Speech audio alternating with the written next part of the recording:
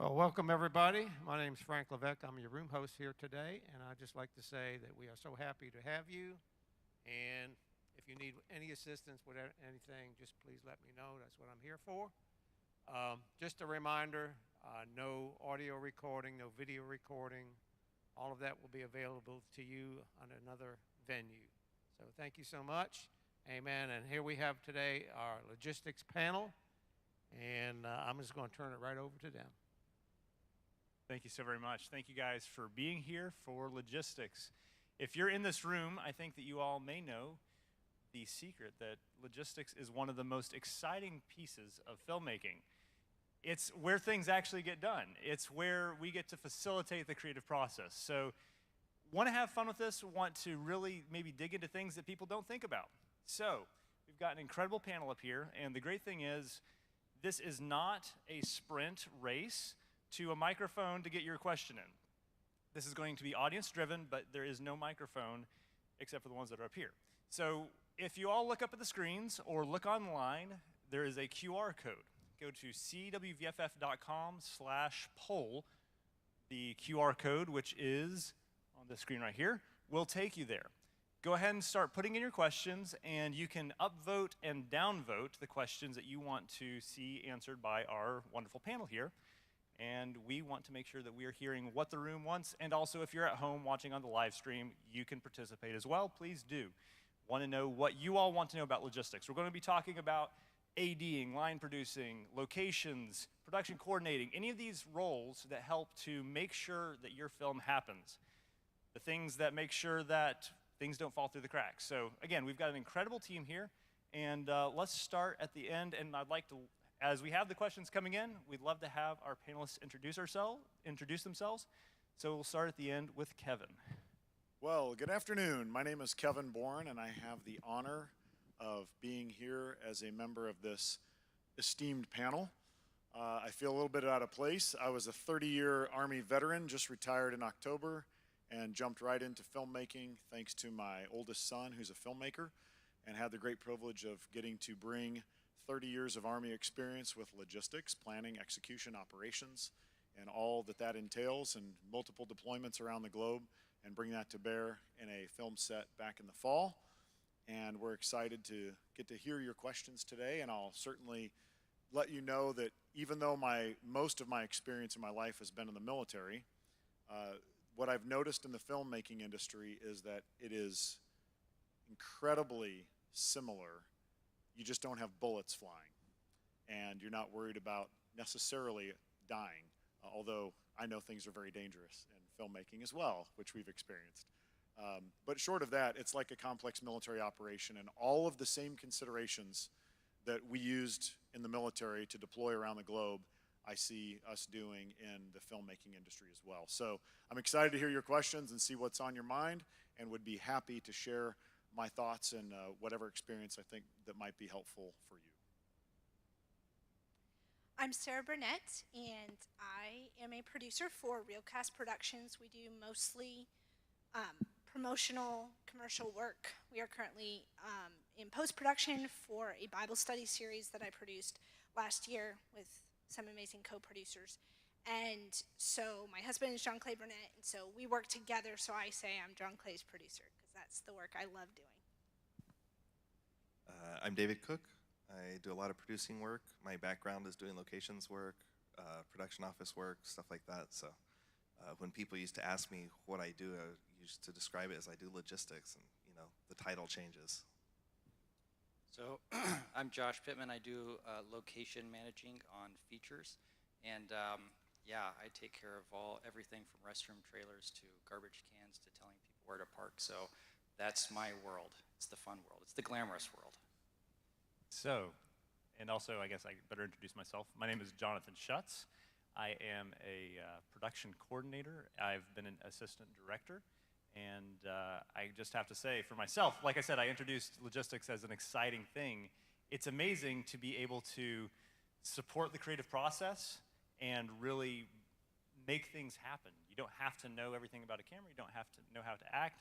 And even though we've got everybody up on stage, you don't have to be in front of anybody if you're in those kinds of roles, which is kind of awesome. So I would like to, as questions are coming in, if we can get those up, that'd be fantastic. As those are continuing to come in, I would love to ask you all to each in a brief paragraphs, like 3 sentences, explain why they should care about the job that you do. Not so much about you, but about the job that you do. Why are you excited about the job that you do, and why should they be as well? Kevin, we'll start with you at the end. I'll start with a quote that we use often in the military. Plans are worthless, but planning is everything. If you don't go through the process of planning for a production and all of that entails, like contingencies and how things are going to possibly unfold, knowing that no plan survives first contact with the enemy, it is very important to you, if you're going to make a film, to understand that planning process is everything, but the plan itself is ultimately worthless because things are going to happen. Life is going to happen, and people have messy lives, and sometimes that's going to create a lot of chaos and complexity for you, but that planning process is priceless. For me, what I love about logistics is that I like to say I make dreams come to life. Like, that's what logistics does. And so when I work with a director, I work with a spreadsheet in front of me, and I let them dream. How many locations do you want? What is your vision? Do you want to rent a castle? Do you want to make a night character? How many extras do you want? Like, what does this look like? And I figure out on a spreadsheet how to help that come to life through the budget, through the relationships that I have with DPs and actors and all of these people. And so to me, that's what I like to say about logistics. Yeah, it's good stuff. I'm glad I'm here to listen to you guys. One of the other things I like, I guess we're kind of describing the same coin, just looking at it from different angles, right? So it's also kind of like the glue that pulls everything together. You have all these different people wanting to do different things that all contribute to that vision or that dream, as she was talking about.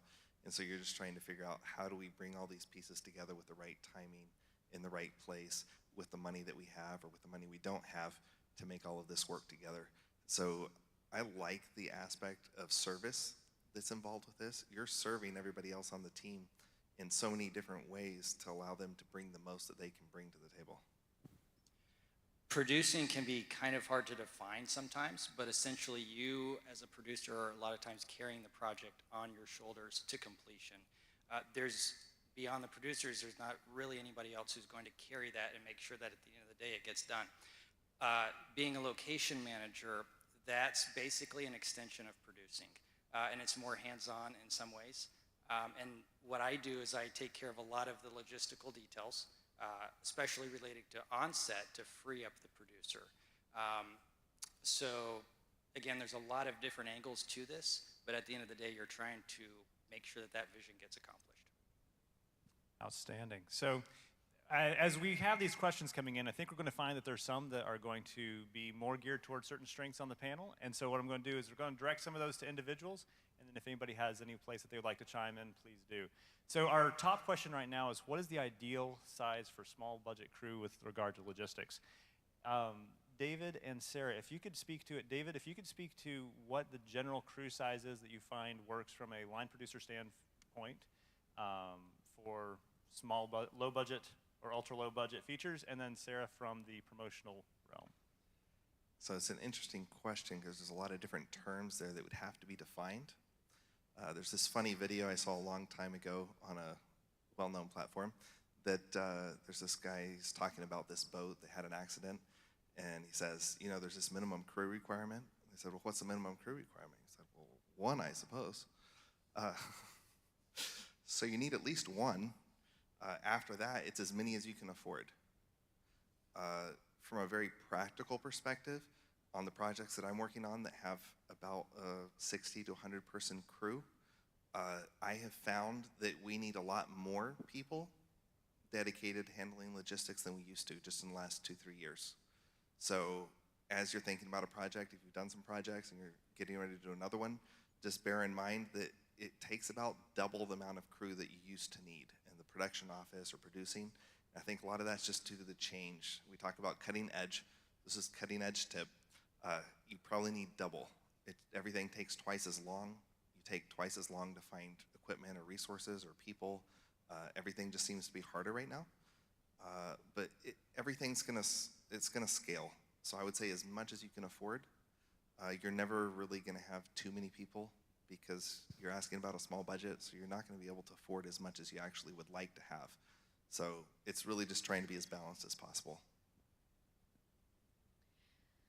For promotional work, for me, it's about a thorough pre-production process really helps me cut down on my crew in regard to logistics. And so sometimes we even have one person AD and produce, but only if the pre-production has been thorough enough that we know that the location is secured, so we don't need a location person. So basically, we're just going through and we're checking the boxes of each of those departments and making sure that they are covered, because especially in client work, you never want to leave your client in the awkward position of having to pick something up they didn't expect to, or having us drop the ball and putting them in a bad spot. And so we're going through, and if we can do, and as David is saying, as your crew grows, then the logistics support to that would grow.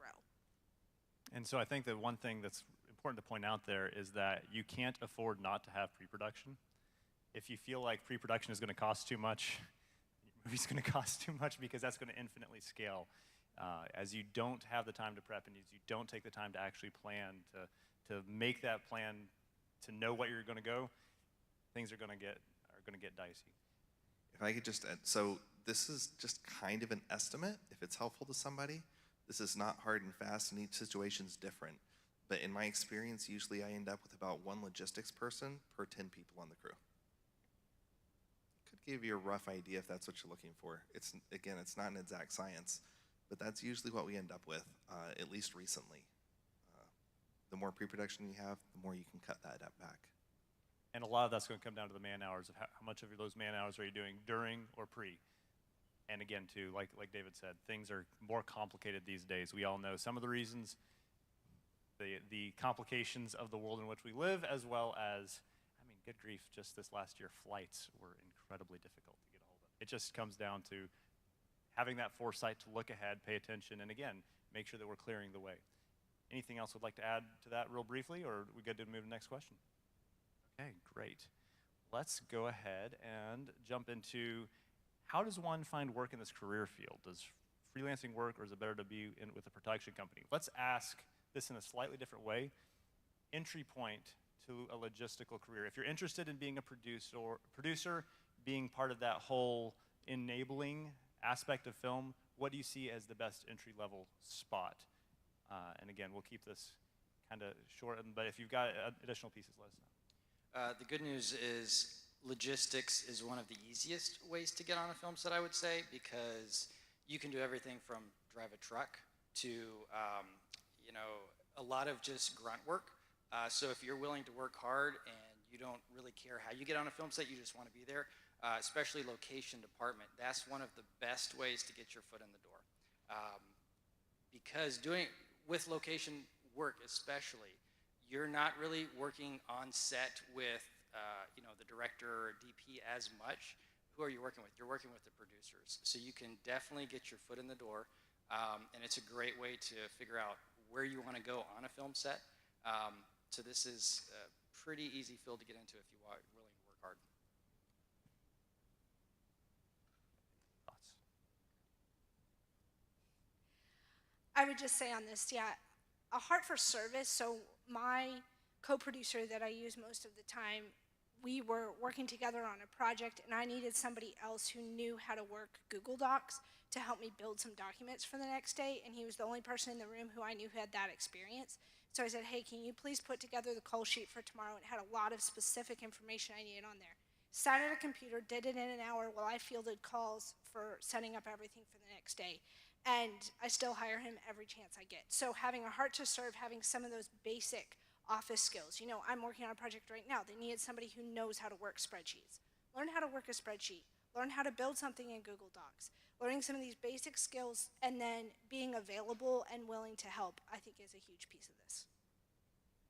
Outstanding. And I think that willingness to help is one of the most vital pieces. We're here, again, talking about this. This applies to any of the logistical disciplines. Again, we're talking ADs, producing world, we're talking production coordinators. The whole goal is to serve and to support.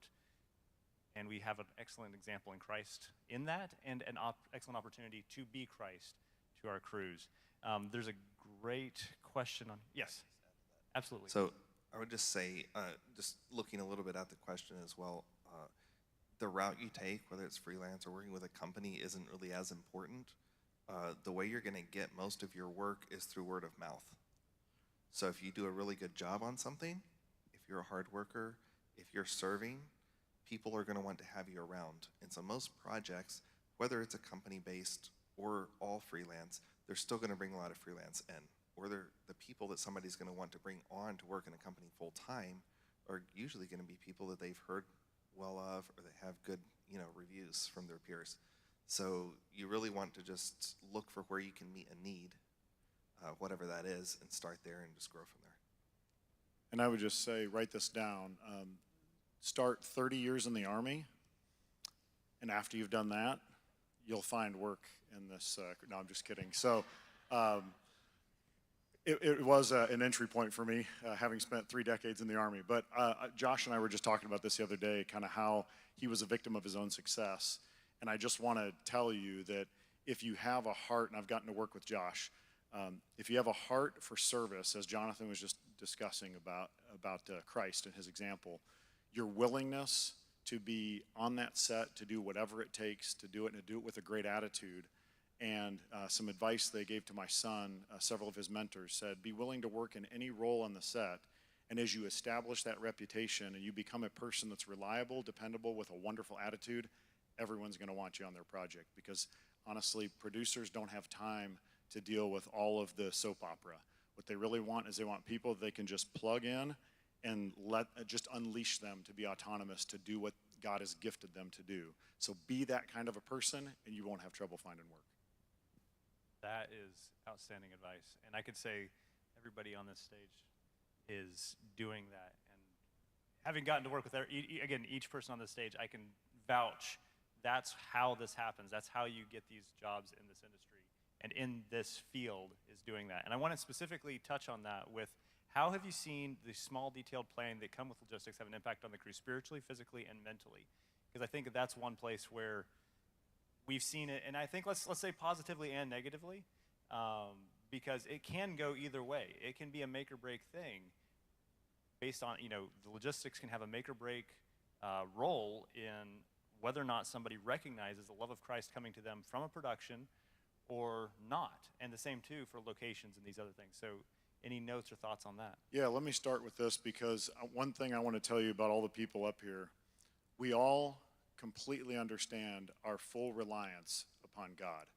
And prayer is central to everything that we do in any project we're working on. Don't ever underestimate that. I'm going to tell you a short story that just happened on the project that we were on. So we have this beautiful location. We've got to put a road in the desert. We have to build a road in the desert. These are 8-foot by 14-foot track mats that weigh 1,300 pounds each. And we need to lay about 80 of these. So a lot of logistics and planning goes into that. But let me tell you how God supersedes all of this in ways that you aren't even preparing for. But when you have a prayerful heart and a prayerful approach, God does things you could never have planned for or even prepared for. And I get a call from the production office, and she's actually sitting back there. She calls me and she says, hey, Kevin, we've just been notified that there's a forklift available for us out at the site where we're going to put these track mats down. And I said, well, we don't need a forklift because we've already got all of our manpower. So that's kind of a wasted resource. And, no, they're gonna let us use this forklift. And in my mind, I'm thinking, well, this is just a waste of resource because we've got what we need. But unbeknownst to me, when they get out there, there are some logistics challenges. And the thing that saved us that day was a forklift. And wouldn't you know that this local rescue mission where we had prayed about and received some great labor, because we needed manual labor, so a rescue mission tied to the local church had sent us 8 guys to come and help us. and one of those guys was a certified licensed forklift operator. I can't plan that, folks. That doesn't go into a planning matrix and say, okay, let's make sure that a guy who's at a local rescue mission has a forklift license and can operate a forklift that we don't even know we need, that we don't even know is available, and that we didn't even plan for. You see what I'm saying?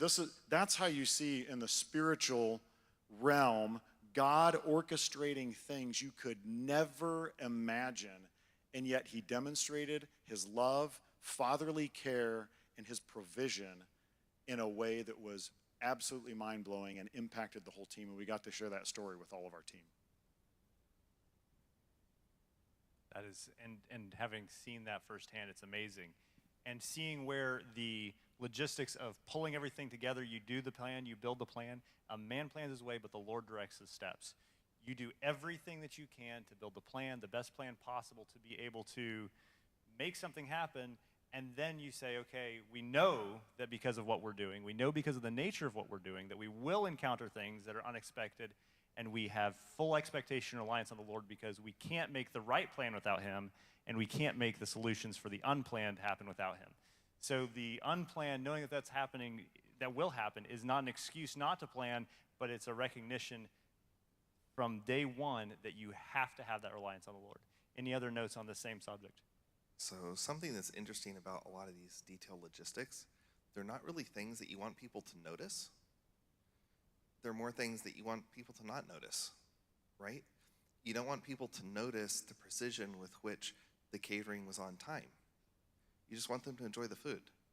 You don't want them to notice that there was a van to take them from point A to point B. You just want them to get on the van and go from point A to point B, right? So a lot of the things that we're doing to prepare the way to make things go smoothly, it's like a locations person will go out at 2 or 3 in the morning if the call time's 8 or 9 a.m. and they're putting up signs, they're putting up cones, they're putting up, lines that you're not supposed to cross, they're putting down some board in the house so that it doesn't get messed up, they're putting all these different things. They're not really things that a crew member is going to think, oh wow, this is so wonderful because they're telling me I can't park here. But they serve a purpose and they're helping the greater good of the project to go forward. So as I think about all the different small details, like how does it have an impact? The interesting thing is every little detail does have an impact, but really most of the stuff you don't want anybody to even know that it happened. I mean, even right down to prayer. We may circle up as a Christian production and pray in the office for everybody on set. Does it have an impact? Absolutely. Is it a spiritual impact? Yes. Can it have a mental and a physical element? Sure. But it's not the kind of thing that somebody's going to be like, wow, I really think the production office is praying for us right now. It could happen. But it's the nature of it, right? These are not the kind of things that people usually identify. But I can tell you this. There are things that people, without knowing it, they do appreciate. Because if you're not sure where to go, and then you see a sign that lets you know where you're supposed to go, we all like that, right? I mean, anybody right here in this conference, you're going down a hall, you're not sure exactly where you're supposed to be, and then you see that sign that's exactly what you're looking for, you're like, yes, I am here, right? Well, somebody took the effort to make the sign, get it printed, get it put up on the board, get it put in the right place. So it's small details that we appreciate, but lots of times you don't really realize how much planning goes into it unless you were part of that team. And I'll just say, if you take away all that planning and all those details, then you do have a crew that is confused. You do have chaos on set. You do have a lot of time being spent to getting the camera truck out of the way where it wasn't supposed to be, so you can get sound and camera and then G&E position. So by taking away these meaningless, seemingly insignificant elements, then you do have a crew that is mentally exhausted, physically exhausted, because they're wasting time trying to figure out where catering is, rather than just eating, getting refreshed, and going back to work. And yes, I think there was a spiritual element. You do recognize your dependency on God doing all this work. I was just going to say, for me, planning the logistics comes down to, how do I take as much as possible off of the professionals that I've hired, allowing them as much brain space as possible to do their job, to build relationships with others, and to enjoy this process. And I don't want them to have to abandon their family for crew meetings that run until midnight. So how do I get as much of that done so they can show up, do their best work, and receive a blessing from actually doing that work instead of having to be figuring out details? So how can mealtime conversations be around spiritually engaging topics instead of fixing problems on set? That's a pre-production thing. All of those elements, I think, can serve the crew. I think a lot of this is going to come down to whenever you're actually planning and prioritizing, you're building your plan, having your priorities straight, and looking at each thing that you do in the light of what's going to be Christ honoring and what's going to be taking care of the crew, what's going to be building them up. And if you look at it as each of these decisions, not just as a checkbox to be checked or something that we need to deal with, or yes, another form that needs to be submitted to another organization. We look at it as an opportunity to honor the Lord, as an opportunity to build up the crew, as an opportunity to support the creative, as an opportunity to serve. You're going to find that it will have that kind of an impact. Because again, you're submitting each part of the process to Christ, you're submitting each part of it to the Lord, and you're doing it with that heart in mind. This next question, I think, is going to be a little bit more of a kind of a personal thing that I would love to get y'all's input on. I'm going to ask it this way. What do you find to be the best, to be that line between whenever you fight for an idea and when do you determine, okay, we're going to go ahead and sacrifice this concept? And I think that this may have some creative implications, and also sometimes this is going to be a location that you want to be at or how we're going to shoot the movie. So what do you find to be that determining factor for we're going to hold on to this idea or we're going to let it go? I think David had a... I'll start with a story while y'all can think about something wise to say. My very first project working as a producer, I was planning on being the very best producer there ever was in the world. And that meant that we were going to break for lunch on time, we were going to wrap on time, we were going to take care of people, everybody was going to have a great time, it was going to be great, right? We were going to come in on budget, by the way. Everything was going to be good. And we had a plan for that in my head.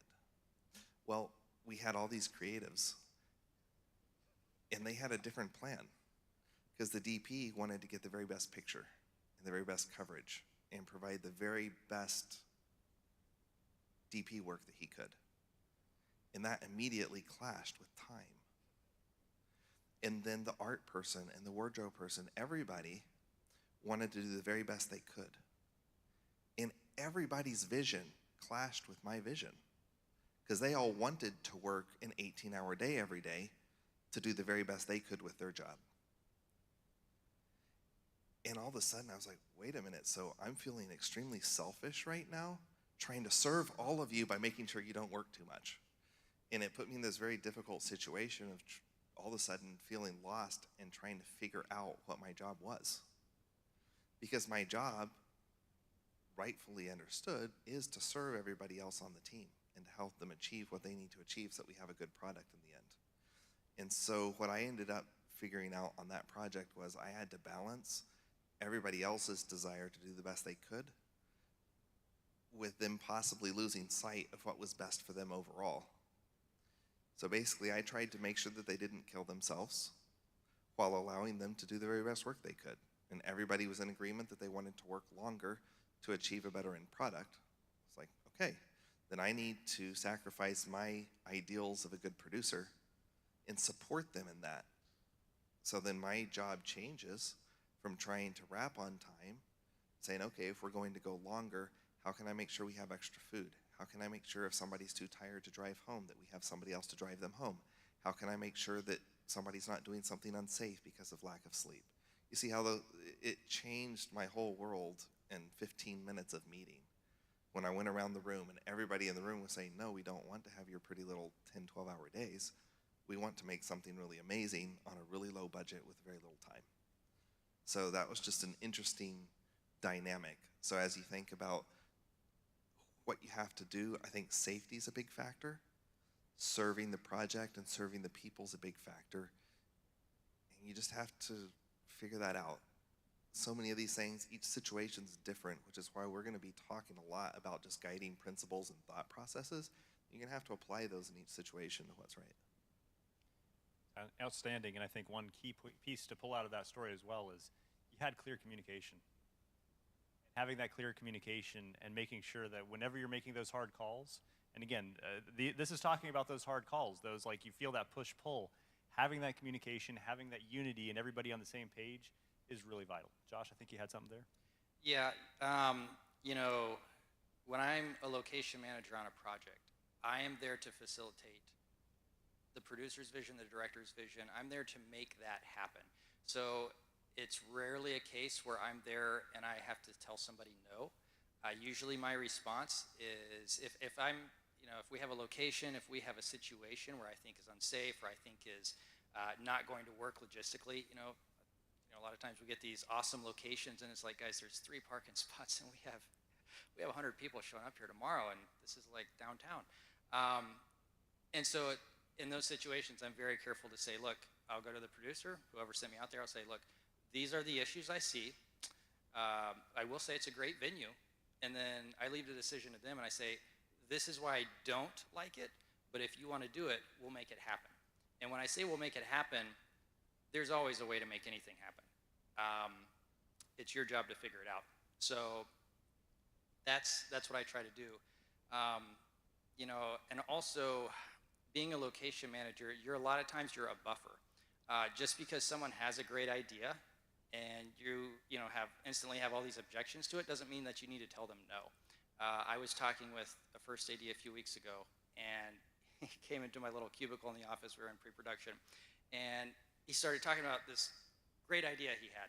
And I'm just sitting there listening to him, and I let him, you know, finish his thought and just go on. I was like, that's interesting. Then he walks away to go do something else, and the guy in the cubicle with me was like, he's like, well, that's not going to work because of this and this and this. And I was like, I know, but we'll wait and see what happens. 5 minutes later, I hear the first AD yell over the office, Josh, we're going to do something else. I don't think that was a good idea anyways. I didn't have to tell him no. I didn't have to be the bad guy. And we could carry on with what we were doing. So rarely do you have to tell somebody no.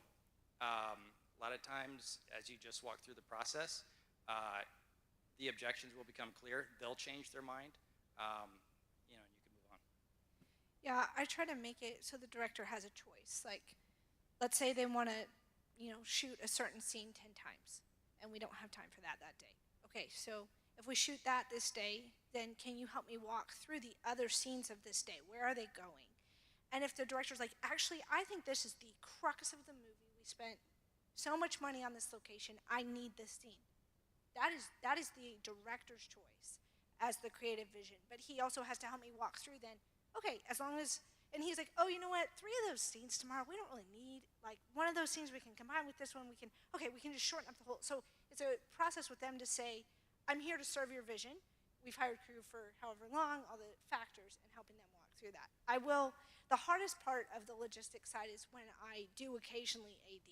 And for a long time, I just was like, you know what, I'm not gonna touch it. And God has just had circumstances where I've had to AD. And so last year, there was a project where the client needed to do the session through, and then they wanted to do the entire session through again, just following, and it was just killing me. Like, I'm like, why don't we get through everything? Then we'll come back and pick up what you missed.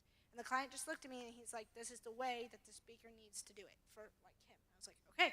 And that's one of those moments, like, you just have to back down. I didn't know if it would work. And you know what? It worked just fine. And everybody was happy, and we made our day. And so listening to the creative vision, I think, really helps figure out, like, when to fight those things.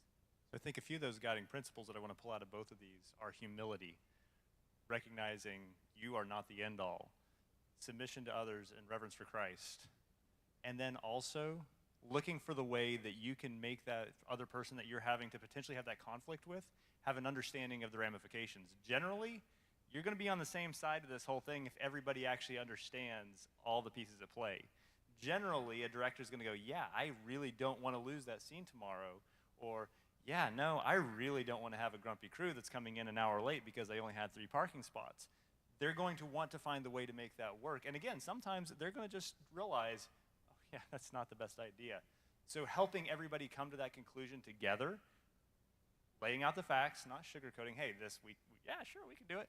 But laying that out can be a big factor. Kevin, I think you had something to add. Just great counsel, and the only thing I would add is, what is your motive? And that really gets to the heart of what Jonathan just said. I know President Ronald Reagan had a placard on his desk in the Oval Office, and it said, "It's amazing what you can accomplish when you don't care who gets the credit."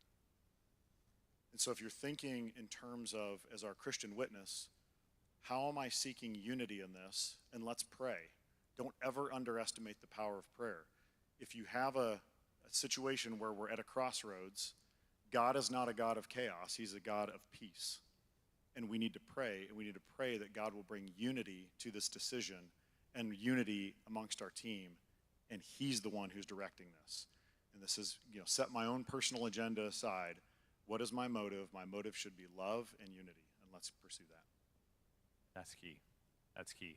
And again, too, having that recognition and mindset. Yes, film is forever, but at the same time as well, celluloid is going to rot. The digital medium will be lost eventually, but you're dealing with people with eternal souls. You're dealing with human beings, and having that recognition that your witness to them is as important as the end product. Yes, you do that with excellence. Yes, you love them by helping them to facilitate the best product possible. But having a heart of love in that, and having that heart of that motivation of, I am here to honor the Lord and to build up these people, so many issues become much less. And then you can deal with the fun ones, like how to lay quarter-mile track mat. All right, let's look at this. This is, again, another one for guiding principles that you all find. How do you all handle working with inexperienced or disorganized creatives, because, none of us can relate to that whatsoever, who do not value or understand the value of logistics? They just don't get what we do. How do you all deal with that? Be prepared for a lot of late nights, because nobody understands what you're doing and they're not going to jump in and help. I don't hire them. I was just going to say, don't hire them, but in all seriousness, with that, because there is truth to that, that's part of the hiring process. I spent the last half of my career in the Army in human resources and doing talent, what I call talent maximization. And the idea is, in that hiring process, make sure you are finding the person who's the right fit for the specific role that they're going to fill, because not everybody can do everything. Just because someone's willing to do something doesn't mean that they should do something, but that's a great start. We want them to be willing, but then we've got to really vet them properly to make sure that they are the right fit, because that can become a major obstacle and hindrance to the forward progression of this process, and it can really frustrate the production office as they're trying to constantly convince people why we need to have this time planning. I've heard the adage in the military. We used to say, if I had 60 minutes to solve a problem, I would spend the first 55 minutes planning and then the last 5 minutes to execute the solution, because that planning process is so important as we think through it, and everyone on the team needs to understand the importance of that process, and so you can vet some of that in the hiring. Yeah, and we, I feel like a deal memo can be really helpful in understanding at least some of this, like, are they valuing that people are fed? Are they valuing that people are sleeping? Some of that can be vetted in like a deal memo type process. And then if you can find a way to work with creatives in some shorter project, we do a lot of this where we'll have something short, we'll bring on a new person, a new DP, a new gaffer, and work with them and see how they relate, so that we're not hiring them for an entire feature where they're going to delay the process and make every day run late. And so things like that I think can be really helpful to just learn people, build relationships, talk to other people who've hired them to find out who does value that, because they need to eventually learn to value that to be successful. Another piece, though, all joking aside on my part, there is an element of someone feeling understood and feeling valued that goes a long way towards them returning that back to you. So if you have somebody where they're just completely enraptured with what they see as important, then making sure that they feel understood, that they feel valued, that they understand that you understand them and you see that as important. Sometimes it's just some conversation saying, hey, where are you coming from? What challenges do you have that I might be able to help? Because if they understand that you're trying to help them, and it's a back and forth thing, and sometimes people just need to have the opportunity to get that fuller picture. So I think if you'll just take the opportunity, have a conversation with them, understand them, help them feel understood, then they're going to be a lot easier to collaborate with, because you've developed some rapport and some friendship with them. Yeah, I was basically going to say the same thing. You know, nobody likes to be told no or shut down right away. You know, oh, that's a terrible idea. It's never going to work.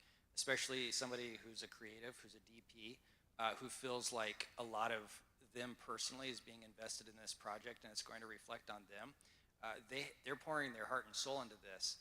And so one of the biggest things you can do is let them explain their idea. And again, you don't even have to tell them no or that that's bad. A lot of times they'll come to that realization themselves, and just as a creative, they're trying to get this information out and they're processing it by thinking out loud. So just having kind of an open, safe space for people to just kind of say their ideas, I think helps everybody feel like they're being heard and valued, like David was saying. Yeah, and I think that a lot of this, what we find is that whenever you have those sorts of conversations, whenever you have the mindset walking into it that you're coming from the same side of the issue, it ultimately, you know, you as the logistics specialist and they as the creative who don't understand logistics have the same goal in mind. You want to make an awesome movie. I don't think that anybody in this room or anybody in the creative teams would want to make a terrible movie or promo or whatever it is. You have the same goal, but you're just coming at it from different perspectives of what needs to be done to make that happen. And whenever you bring yourselves to the same side of the table, it's actually a really fascinating psychological thing in terms of negotiation that oftentimes it helps to bring both parties to the same side of the table. And if you're sitting across from each other, there can be this sense of animosity or antagonism between the two people. But if you bring both people physically to the same side of a negotiating table and put the problem in front of them, what that can have the result of doing is actually making you feel like you're both on the same team fighting the problem, not each other. And sometimes you're not going to be doing that physically. You're not physically doing that, and it may not even be something where it's an actual antagonistic issue. But what you can do is bring it to the point of changing the perspective. We are here on the same side, serving the same purpose, and how do we best achieve this common goal? Because your goals are going to be in common. If you've got this, if you're on this project, you're going to have the common goal of making a good movie. And hopefully, taking care of people along the way and honoring the Lord is going to be a shared value as well. And you're going to be able to find that common ground through that discussion process. I think one of our next pieces is the question about the task delegation process.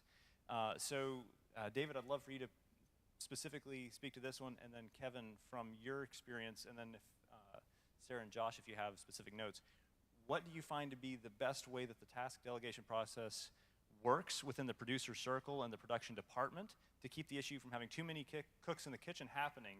Because I think even as we've seen production departments and the logistical disciplines having to scale up due to, like you talked about, complications and things getting more wild and woolly in the world of filmmaking and filmmaking logistics, there is a way to make that happen and to have your task delegation work in a way it doesn't have to be confusing or too many cooks in the kitchen. Unless it's multiple members of the cook family, and that's not a bad thing. So my goal when I'm working on a project is not to keep more of the work for myself. My goal is to find a team of people that can do the work and then just support them and troubleshoot problems. And everybody within any logistics sphere, I would say, is going to do a lot of troubleshooting and a lot of dealing with people. Doesn't matter where you're at within that spectrum, whether you're doing first AD work, whether you're doing locations, whether you're producing in any capacity. If you're in the production office, you're definitely dealing with people all the time. So I think that a lot of it is having the right mindset. If you're towards the top of the production team, your goal should be to surround yourself with as many people as you can afford that can do a good job at doing things that you don't have to do, so that you have time to do things you do have to do. There's certain things you have to do. It's typically the case. Not to say that anybody's not replaceable, everybody is, but the concept is there's certain responsibilities that your role has. So if it doesn't fall squarely within that responsibility and you can let somebody else do that, then you want to do that, because there's so many variables we don't know about. So when I'm working on a project and I have a great team of people with me, I'm trying to maximize their capabilities. I'm trying to give them as much decision-making power as possible. So usually I'll have a conversation with any given person about kind of what our goals are. Our mindset is on something. And then I want them to run with it unless they have a question about it. And if They have a question about it, they run it back up. But my goal is to say, hey, I want you to run with this, right? And if there's an exception to that, I'll say, except for, this one location, let me know what they're saying on that before we get back with them, because it could be $50,000 or $10,000. But you know what? All the parks, just go for it, right? So that's kind of the mindset that I have. My goal is to empower everybody else on my team to do as much as they can and then be there to support them if they need it. It really doesn't usually become an issue then of having too many problems of everybody wanting to weigh in. And the other half of that, I guess, to finish that thought process is there's a very specific hierarchy typically on a film set. And I think if you have that and it's properly in place, there shouldn't be that many issues. You want to get a lot of input on something, and then whoever's responsibility it is to make the decision makes the decision. And it is a responsibility. Any decision a leader makes, they're serving everybody they're making that decision for. They're taking the responsibility of maybe getting it wrong and having to own up to that, but somebody has to make the decision. So whoever has that responsibility makes the decision, for better or for worse. It's okay, it's not a problem, you keep moving forward. Really quickly, before we go to the more general, we've also got a question about the various roles and titles. Do you think that you could touch on that very briefly in the feature world, what those titles would look like, and very briefly what those roles would be? And then I'd love to hear Kevin's thoughts on how all that fits from a leadership perspective and building that team out. Depends on the size of your project, but potential within a producer group, you've got your producer, you've got anybody else that shares the producing responsibilities, whether it's a line producer, a production manager, unit production manager, same thing, just union or not. You've got any co-producers, anybody else that's part of that producing team. Outside of, and by the way, a producer just does whatever, they don't hire anybody else to do. It can change a lot, okay? On a smaller project, a producer's doing a whole lot of stuff.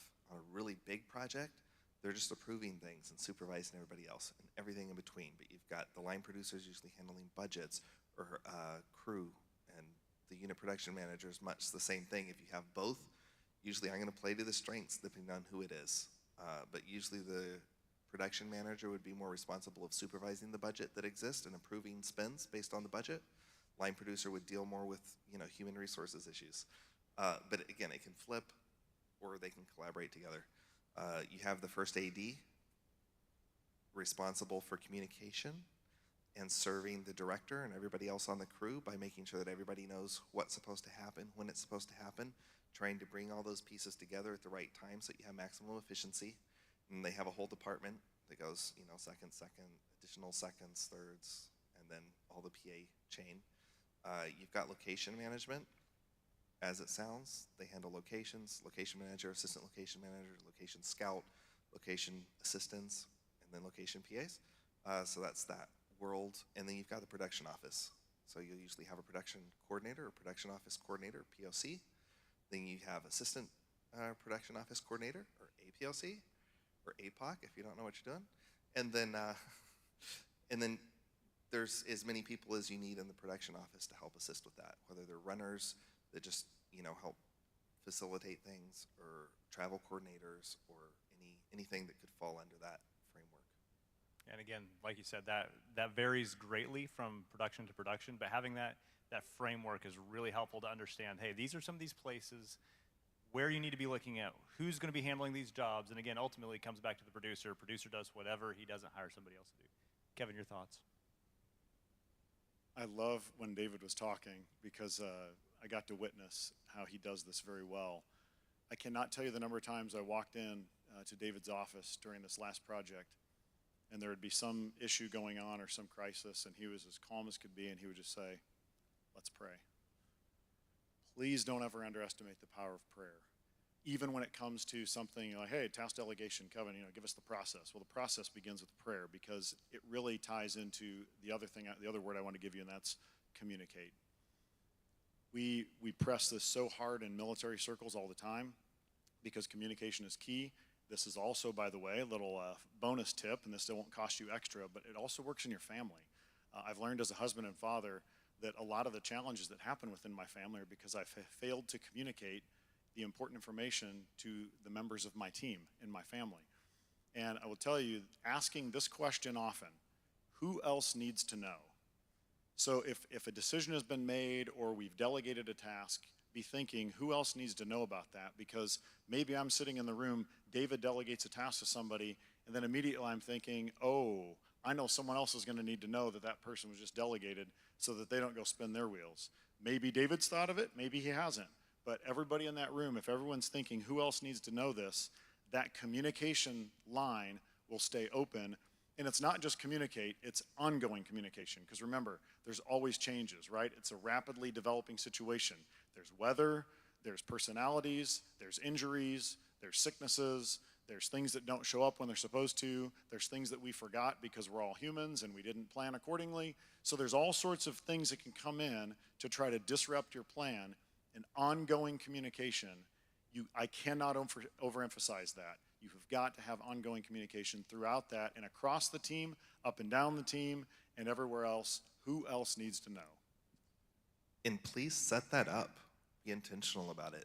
So figure out, okay, we're going to let the production coordinator know anytime there's a change, or we're going to let this particular person know on set. That's the AD team that's usually going to spearhead that. But try to intentionally set that up within your whole crew, within each department. Encourage them to have a communication system so that that can go out quickly. Because if you can get a change communicated to your whole crew in 2-3 minutes, that's super valuable. And a lot of people just neglect to set that up. So it can happen organically, but definitely try to make sure that there's a system for that. And don't be afraid to over-communicate. That's not a sin. I would just say, even on smaller crews, I walk through somewhat of the narrative crew structure just to make sure that I am covering every department or that I have hired someone to. So it may be that we're wearing 3 or 4 hats. You know, one person is in charge of crew and that they're cared for, as well as locations, as well as overseeing this department or that department. And then I may be managing client and schedule. But I take the narrative process and just pull that over into my smaller crews to help me make sure that I'm not missing something. Even if it's just me, all of those jobs go on one checklist so that I'm not missing any of that. And I think that that brings us to another one of these core guiding principles for the world of logistics and also for life, that at least I found personally is a big piece. Number 1, don't assume. And number 2, restated, you don't get what you expect, you get what you inspect. If you don't check to make sure that something's being done, it's probably not getting done. And that applies to informing people about changes, that applies to making sure that the roles are covered on your set, that, again, includes the assumption of communication, and have we over-communicated? You can't just assume that something is happening or that somebody knows that something is happening until you have actually made that contact or checked with that person or you saw the email go out. So being diligent in those things and being faithful in that is going to solve so many of your problems so long down the road. I think that we've got just a limited amount of time, and so I'd love to combine a couple of these questions here. And they have to do with the common theme of witness on set. I'd love to ask you all the question, what is the thing that you find, whether it be a hostile environment or a friendly environment, to be the most key thing that you have found in making sure that people see the love of Christ through the logistical process? Because again, there are going to be instances where you're working in the secular world or in the military sector, and it's not a place where you can just have everybody necessarily huddle up and pray or speak out vocally very loudly, and sometimes you are in those places. How do you make sure that that is what's coming through in what you're doing logistically or in these logistics roles? Josh, we'll start with you from locations. So, as a location guy, I'm there to greet the crew in the morning, and I'm there to send them off home, hopefully at a decent time. Never underestimate the power of just being friendly with people and just letting God's love shine through you. You know, you don't always have to use words. You are always going to run into stressful situations on a film set. You're always going to have problems, and all those 70, 80 other people in the crew, they're going to have problems, and it's usually a daily thing. You know, when you're working, you know, anywhere from 12 to 18 hours, give or take, a day on a film set, that's when you see people get frustrated, because it's not that they're trying to be, it's just that everybody's exhausted. So if you can keep us, you know, that's when I try to be very intentional. You know, the rare times that I get frustrated about a situation or I'm feeling really drained, I try then to be really intentional about keeping the team going, about keeping a smile on my face, because that helps everybody else.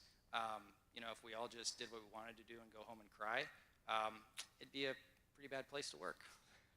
So, and people do notice a difference. You know, if you're treating people with respect, if you're just being kind to people, if you're going out of your way to help other departments accomplish what they need to, that's not common, especially in the film industry, especially in Hollywood. And it does make a difference, and people are like, what's wrong with that guy? He's actually nice. David? Yeah, I think there's an element of treating other people the way you want to be treated, because there's so much that goes into this. There's so many different variables. We've touched on a lot of stuff, but I'm trying to think, like, how do you boil down, you know, so many different things? It's such a big question, and make it apply in many different scenarios. So I think many times there's things that cost us personally, whether it's our time or, you know, our off time or our whatever it is. If it costs you, but you're able to help somebody else in the process, you know, that speaks volumes. And I think it's a good mindset for you to have. It's like, hey, I'm here to serve other people. I'm not looking out for my interest. Something that I encourage our teams on when we start a project is I say, a lot of people will tell you to look out for number one, that number one being you. What the Bible teaches us is to look out for each other. And it's really a simple math equation for everybody that uses spreadsheets. So if everybody is looking out for themselves first, then it's only you looking out for you first and foremost. But on a crew of 10 or 20 or 30 or 40 or 50, or put the number on there, if everybody else has the mindset of looking out for others and not having to worry about looking out for themselves, then they have however many people are on that crew or however many people are around them at that time looking out for them. And if everybody can have that mindset, simple math, right? What would you rather have? Yourself, and you don't even have eyes in the back of your head? Or would you rather have other people that are looking out for you? And that's their mindset is, hey, I'm going to make sure that they're okay. I'm going to make sure that they're drinking enough water. Because more often than not, somebody else is going to spot that, not you. And something that simple is you offering somebody else, hey, are you okay? You staying hydrated? Isn't that so much better than them just focusing on whether they're drinking enough water and you focusing on whether you're drinking enough water? So just having that mentality of looking to others, not yourself, focusing on others, how you can serve others, how you can help others and look out for them. Even if everybody isn't modeling that, you can still model that. And chances are other people are going to pick up on that. And they might start looking out for you even if they don't do that for anybody else. So that's just my thought. One of my favorite moments was talking about a project with someone, and they mentioned that they said, I've seen cast treated with respect and given space for these different things, but it's not often that the crew is given that space. And so to me, when I look at a film crew, everyone deserves the same thought towards their individual needs. And I think that can be a testimony, and that goes to the client, to the producers, to the executive producers, to anyone on that team. And I like to think of it as going the extra mile. So I can't, obviously budget constraints, you know, you can't always put everybody in the highest end hotel or whatever, but what are extra mile things that you can do to value them? Whether that's taking them, you know, making sure there's some sort of wrap celebration to celebrate the work that they've done. And then thanking people, like every extra, every person who comes and who sits in a seat in front of the camera or behind it is helping that project actually get done. So I think thank yous, whether physical thank you in a meal or a gift, or even just verbal thank yous across the producing team, can make a really big impact. Everybody hold up your hand like this. Okay, 5 words. Ready? How can I serve you? If you ask that question and make that a part of your interactions with other people, what you're hearing right here is a heart of service. How can I serve you? That is a very disarming question for people, that everyone wants to be loved and valued and treasured, respected and honored. And when you say, how can I serve you? It demonstrates that. And I want to tell you, 1 Peter 3:15 and 16 was the guiding passage for my entire time in the military, and as I would say, my guiding passage for life. It says, but in your hearts, set apart Christ as Lord. Always be prepared to give an answer to anyone who asks you for the hope that is within you. But do this with gentleness and respect, keeping a clear conscience, so that those who speak maliciously against your good behavior in Christ may be ashamed of their slander.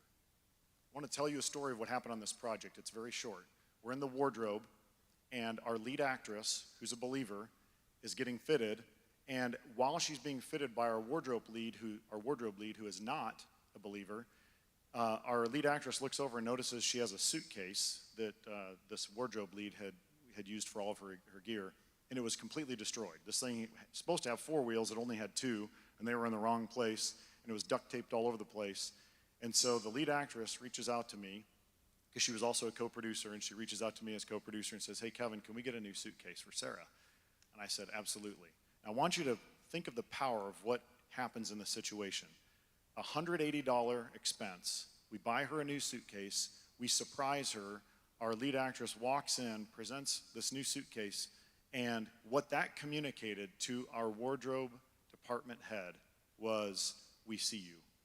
We love you and we care for you. And that was a more powerful sermon to her than anything we could have said. Now, I'm not saying it's not important for us to communicate the gospel, because faith comes by hearing, and hearing by the word of Christ, okay? So I'm not diminishing that. What I am saying is we need to be a demonstration of that. It's not just our doctrine, and I think Eric Ludy was talking about this the other night, right? It's not just our doctrine and our thinking, but our actions and our behaviors need to demonstrate it.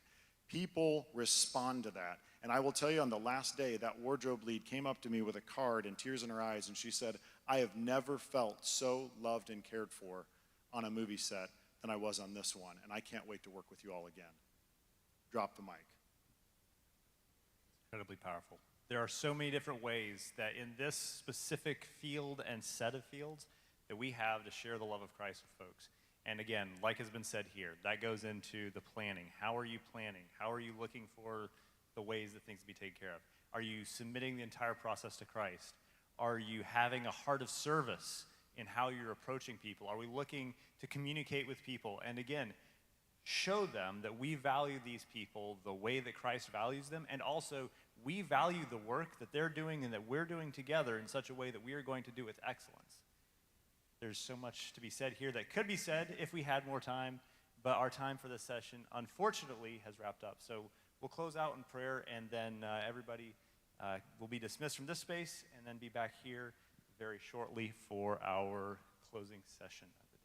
So, dear Heavenly Father, we just thank you for the opportunity that we have in this industry as a whole and in the logistical disciplines, Lord, to glorify you, to show you to people, to express your heart for people. And Lord, I just pray for each person in this room and that is watching this currently and that will be watching it, Lord, that they will be able to find ways to do that, ways to show your love to people, that you would encourage them, that you'd give them wisdom and understanding.